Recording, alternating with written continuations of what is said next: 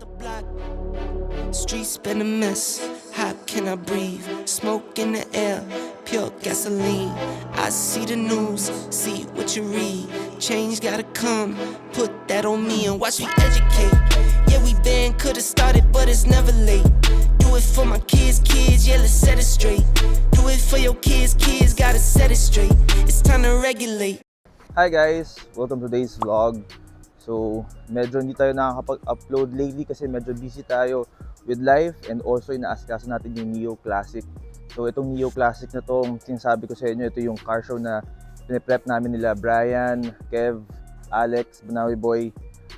So, itong show na to is para sa inyo guys. Exciting kami. So, ito yung pinagkakabisihan namin lately kaya hindi tayo masyado nakakapag-upload sa mga vlogs. Pero ngayon, nagkaroon tayo ng konting time, mag-golf tayo with friends. Pupunta tayo ng Silang, Cavite. Doon tayo mag-golf. And ito, yun yung mga kotse natin, Cressida and Sylvia. Yung Cressida hindi ko pa nagamit ulit and kailangan ko bumili ng bagong car cover kasi ang pangit na nabili kong car cover. So, hahanap tayo ng bagong car cover. And itong S13, yan, chill lang siya dyan. Kailangan ko lang paggawa yung alternator na to kasi medyo mahina yung reading ng alternator niya sa gauge. So, kailangan natin pa-check yan kay Tomato Garage para masilip ko ano yung problema. And, kasi ginagamit ko yan everyday halos the past few weeks. So, super saya. Pero ngayon, kailangan niya muna magpahinga kasi about dun sa alternator na yun. So, ngayon, mag-golf tayo with friends and super excited ako kasi hindi lang tayo mag-golf. Meron tayong bagong kotseng gagamitin for today's vlog. This is the Changan CS35 Plus. So, pinahiram tayo ng Changan para ma-experience natin kung gaano kaganda tong kotse na to. And so far, nag-enjoy ako kasi kanina kinuha ko siya sa Green Hills. Pinikap ko siya doon and going back home, na-try ko siya sa traffic and na-drive ko siya, na-feel ko siya ng konti. Yung power niya, una ko napansin kasi malakas siya. And yung transmission niya, ito dual clutch transmission, DCT transmission, super ganda ng response niya and yung mga shift ang ganda. So, explain ko sa inyo further itong kotse na to sa vlog na to, pero nilalagay muna natin yung gamit natin sa kotse kasi ang bigat na ng bag na to. So, hindi siya power tailgate but it's okay. So, yun yung trunk space niya, pero I think hindi kakasya yung golf bag natin. So, kailangan natin i-fold kasi na-fold naman to. Okay, so yan, na-fold na natin yung rear seat. So, bale 60-40 siya. So, ibig sabihin 60% na to, saka 40% to na-fold. So, yan yung divider niya. So, yun. So, yan, nalagay na natin yung golf bag natin. And kasya pa isa or actually baka 3 golf set ang kasya dito.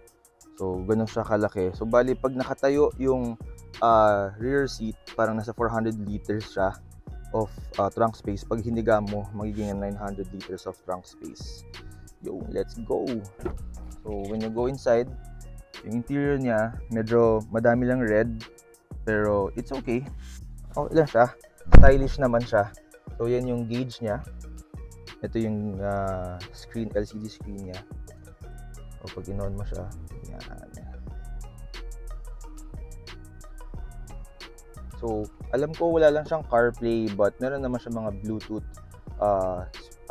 connectors para sa music mo. So, yan yung gauge niya. So, ito yung controls niya. So, automatic transmission and ang pinakagusto ko dito, naka-electronic parking handbrake and meron siyang auto hold and meron siyang 360 camera. So, yun ang mga importante na kailangan meron sa kotse kasi syempre ang hirap na ngayon mag-park and also sa mga beginner drivers malaking tulong yung 360 camera na yan. And kung nakikita nyo, meron siyang panoramic roof. Sobrang favorite ko talaga yung mga kotse may panoramic roof kasi ang lakas niya maka-vibe lalo na kapag umuulan. Ang ganda niyan. So yeah, sunduin natin si Joey and punta na tayo sa golf course. So si Joey dito na. Yes. So, kasyang-kasya, dalawang golf bag. Actually, isa pang golf bag kasya, no? Yo, let's go! Sakto yung 2 tubig dala mo ah. Oo, para sa atin. Alright, let's go.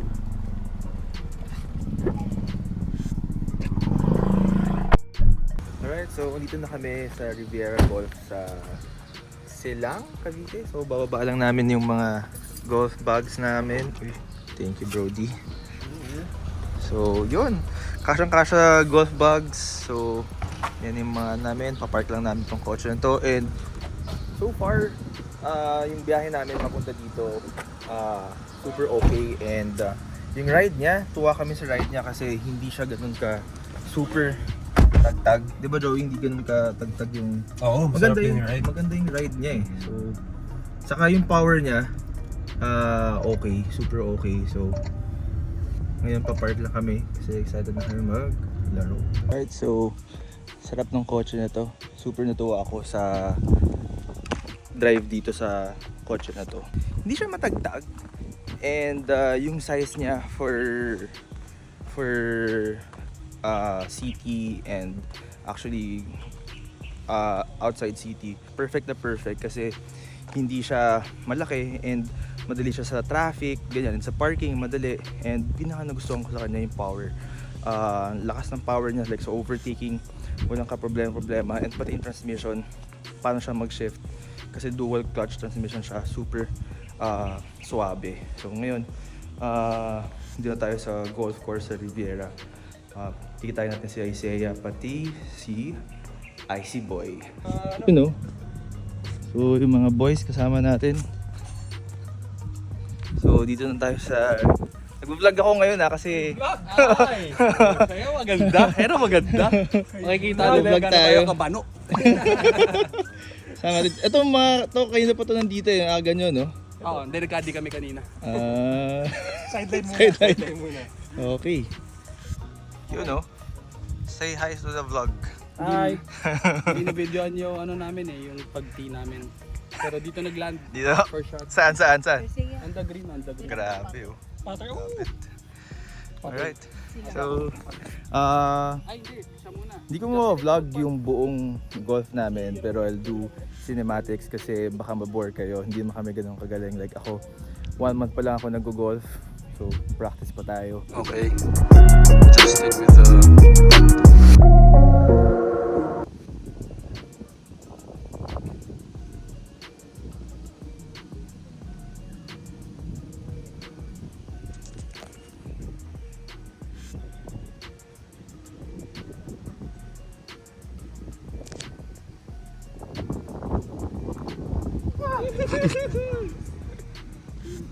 Okay lang. Good na yan. Pick up na yan, pick up.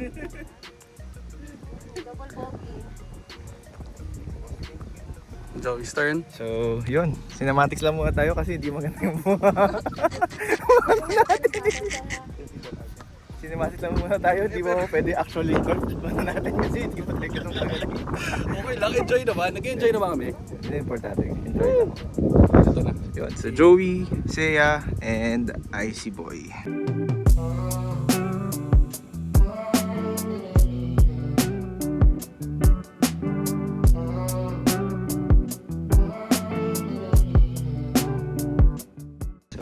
Yun, Icy Boy.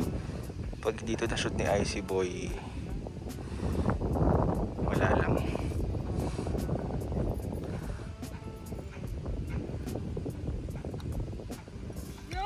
Uy! Oh! Okay na sana, hiyabang mo na eh.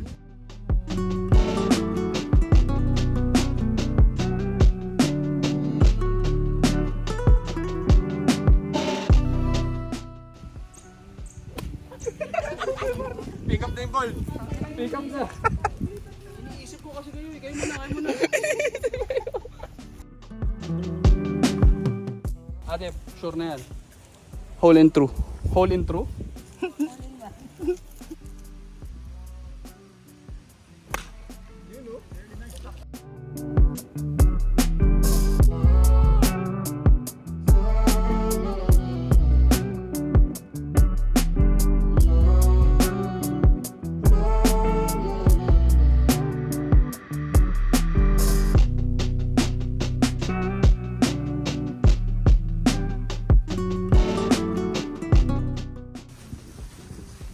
try namin mag-golf. Kahit na puro kami bogey, double par, triple bogey. Enjoy lang, di ba? Enjoy lang. Sila natin nakasmile eh. Oo. Oh. Di ba? Mabuti na yung ganun kaysa puro kami birdie tapos nakasimangot sila. Oo. Okay na tayo. Ito magaling, ito magaling. Ito mahusay yan. Mahusay. Pamangkin ni Tiger yan. Oo. Grabe. Hello. So, ilang holes na tayo? Ano to? 10th hole. Yes. So, sana lahat ng mga mahilig sa kotse dyan, itigil nyo na rin yan. Mag-golf na lang tayo. Oo, yan nyo na yan. Mahal ng krudo eh. Mas mura golf club. Mahal ko yung Loben. Oo, par. Huwag na. Huwag na tayo magkotse. Ano na lang to? Palit na to. Justin Golfer na to. Hindi na Justin Basay.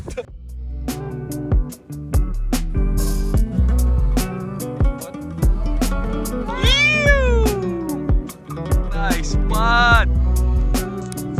Nice shot, bro. Galing. Ate, galing ba ni Justin?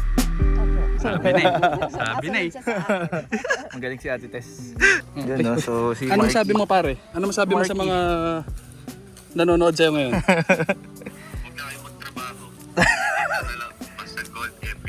Golf Sabi every sa'yo day. eh. Yo, sabi Di ba? sa inyo, huwag na kayo magkotse, huwag na kayo magtrabaho. Golf lang. Ito na, golf lang no? Oh, teka. So, ayan na si Hi bro. Joey. Ang ganda ng sunset, oh. Sobra. So, tapos na kami. Sino yung nanalo? Wala. Tie. Oh, tie. Even. Si Scramble si So, Scramble. send love magkakampi. Kami ni Seiya. Pero sa individual, pucha, ito yung panalo, individual. Score ng 38 sa back 9. Pucha, yun ang mahusay.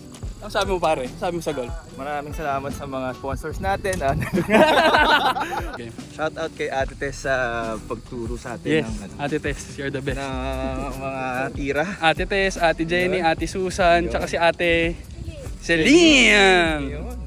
Pakita mo yung sunset. Solid, ganda ng sunset. Oh. Alright. Alright guys. Thank you. So ngayon, banyo yung mga, hindi pa to tapos yung vlog na to. So review natin yung Chang'an CS35 Plus, yung mas detailed. So let's go.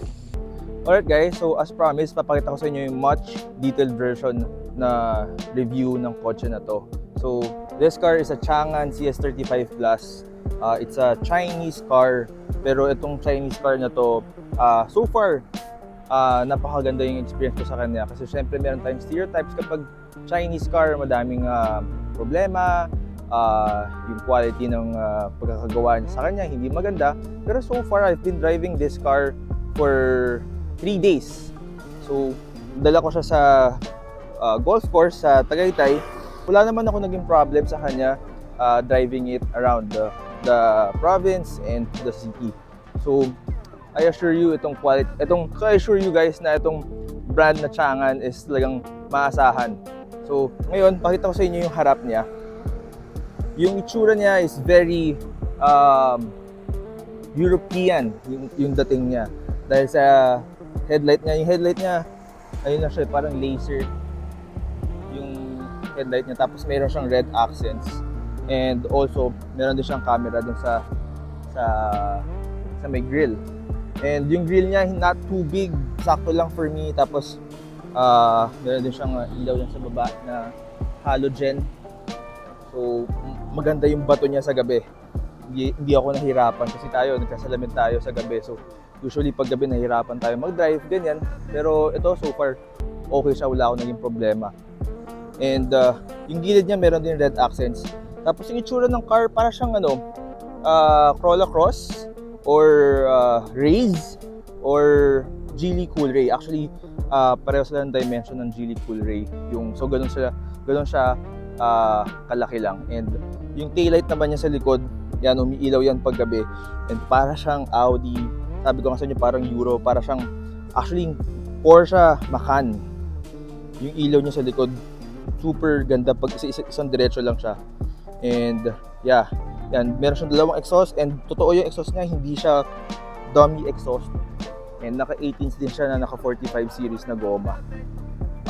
And sa engine naman, guys, itong kotse na to matulin. As in, napakagaan siya dalhin. Yun yung pinaka-importante, yung pinaka-gusto ko. Kailangan yung kotse magaan dalhin.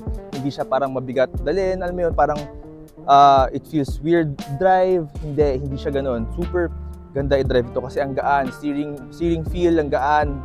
And kasi itong kotse na to has a 1.4 liter turbocharged engine. Kaya pag umarangkada siya, sobrang torquey, matulin siya. Hindi ka mabibitin sa mga overtakes. And yeah, and so far, wala din ako naging problem sa engine habang dinadrive siya. So, I think this is a good car. And pasok tayo sa interior. Ito lang ang medyo comment ko.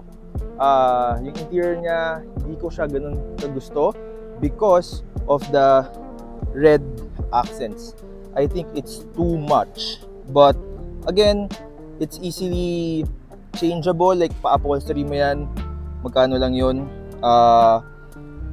Siguro mga nasa 10,000 mapapa-upholstery mo na yun na maganda, matanggal mo yung mga red. Kasi for me, yun lang ang ayoko about this car. Pero other than that, wala akong masabi kasi lahat okay siya. So, yan. Napo-fold to. Like nung nakita nyo, lalagyan ko siya ng dalawang golf bags sa likod. So, hindi lang siya power tailgate, pero okay lang kasi sa price niya ma-justify naman kung bakit hindi siya power tailgate kasi napakamura ng price ng coach na to. Mamaya ko sasabihin kung magkano yung price nito. So yan, may tunog, tapos nabababa mo yan. So this is a 400 liters trunk space. Pag binaba mo siya, magiging 900 liters na trunk space. Yun, tapos meron siya ditong mga tools. So yeah. Punta tayo sa harap kasi ito yung pinaka-favorite part ko ng kotse na to. Kasi kung makikita nyo, yung interior niya, like ito may screen, tapos screen din dito. Tapos pinaka-gusto ko sa kanya, meron siyang TPMS or Tire Pressure Monitoring System. So nakikita mo dyan kung may malambot ka bang gulong or may problema yung gulong mo. So, napaka-importante yun kasi lalo na pag nag-road trip ka, syempre gusto mo walang hassle, diba? So, dyan, makikita mo habang nadadrive ka kung ano yung tire pressure mo. And kung may isa babang, kung meron bang isang bababa yung hangin, at least alam mo na kailangan mo nang magpahangin sa gas station. So, at least, itong tire pressure monitoring system totally will help you sa peace of mind. So, yeah, ayan. So, yun, mayroong red accents. But, yun lang, madali lang naman siya and naka-electronic handbrake siya. So, ito yung shifter niya, very basic. And ang pinaka-gusto ko dito pag pindot mo yan, 360 camera. Napakalaking tulong ng 360 camera. Importante to para sa akin, kailangan, I think, lahat ng kotse meron ganito. Kasi, ang hirap mag-park, lalo na sa mga beginner drivers. Kaya itong kotse to very perfect for beginner drivers kasi may 360 camera siya. Tapos pag pindot mo yung 3D, ayan, meron siyang 3D camera, makikita mo yung kotse pati yung labas. Kung malapit ka na ba sa gutter, makikita mo siya, ayan pati yung kanal kita galing So ganoon siya ka-accurate. And yung screen niya, LCD screen na rin, which is ang ganda ng feel i-drive. And yung steering wheel, meron siyang mga buttons na dyan na lahat ng kailangan mo, cruise control. So itong cruise control niya, kunyari traffic, pindutin mo yung cruise control button, meron siyang adaptive cruise control, which means habang nag-drive ka, pwede mong bitawan na yung brake and yung gas. Basta naka-cruise control ka, susundan ng kotse, yung kotse na nasa harap mo, kung ano yung speed niya. Kapag preno siya, preno rin mag-isa itong kotse na to. So, ang kukontrol mo lang yung steering. So, yung steering, hindi siya magko-correct. Ikaw ang dapat maghawak ng steering wheel, which is dapat naman talaga hindi mo bibitawan yung steering wheel kapag nagda-drive ka. Pero yung gas and yung brake, yung kotse na mismo nagko-control for you. And very accurate siya, hindi ka kakabahan, kaya mong pagkatiwalaan yung kotse. Which is yun ang pinaka-importante sa mga cruise control. Kasi may mga ibang cruise control na medyo hindi mo pagkakatiwalaan, pero this car, I think mapagkakatiwalaan mo siya.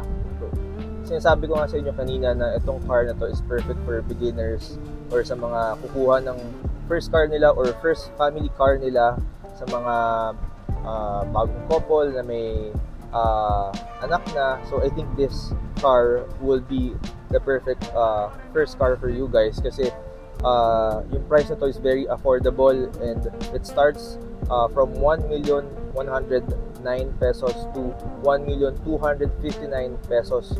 So at that price range, medyo ilan lang yung or bilang lang yung makukuha mong kotse na may ganitong kadaming features and yung talagang maaasahan mo na brand. So I think this car would be perfect kasi madami siyang features, lalo na itong panoramic roof. So sa ganung presyo wala kang makukuhang kotseng may ganyan na feature itong panoramic roof. Yung naaangat din yung taas niya, yan. Tapos pwede mo siyang ganyan din. So paggabi, perfect siya. Yan. Perfect siya sa gabi. So sarado natin mainit. So pag ganyan mainit, sarado mo lang siya. Yan. So yun. Actually, super basic lang ng auto na to. Wala kang kailangan masyadong isipin. And ang pinaka gusto ko sa kanya, ang dami niyang features. Like nga yung 360 camera. And also pala, ang pinaka gusto ko dito, yung transmission ng kotse na to. Yung transmission niya is a dual clutch transmission or DCT. DCT transmission, ito yung mga ginagamit ng mga BMWs, mga European car, yung mga sports car, dual clutch transmission ang gamit nila, and this car has that. Kaya pag dinrive mo siya, ang torquey, pag nag-shift siya, ang suabe, ang bilis, walang delays. And also meron din siyang sport mode na plus minus, so up down ka lang kung gusto mo maging racing. Pero syempre pag gagamitin natin yon, kailangan be safe kasi matulin talaga tong auto na to. And magugulat ka sa tulin niya kasi yung tulin na to hindi normal kasi talagang turbocharged siya na 1.4 liter. So pag sumipa, talagang sipa talaga. So yun yung pinaka gusto ko sa kotse to kasi matulin, hindi siya boring i-drive. So yeah, so yun. Actually, yun lang masasabi ko about this car. I super recommend this car. Wala akong masabing hindi maganda. Bukod sa interior, yun talaga. Hindi ako fan ng interior niya, yung masyadong madaming red, but napakadali lang naman baguhin yan. Pwede mo lagyan seat cover or pa-reupholster mo yan. Tapos yan, madali lang yan. Pero yung ginamit na leather sa upuan, which is perforated, very ganda. Kaya medyo nakakapanghinayang ipa-re-up kasi maganda yung leather interior niya eh. So, pero yun, if trip nyo yung mga medyo makulay na interior, and this car is perfect for you. So yeah, yun lang. Dito na natatapos yung vlog natin. I hope may natutunan kayo.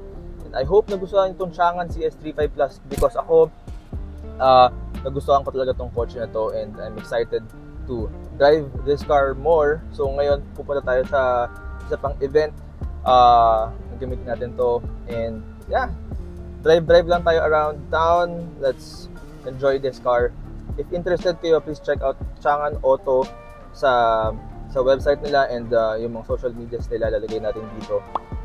Changan Auto PH sa Instagram, or you can directly go to their showrooms.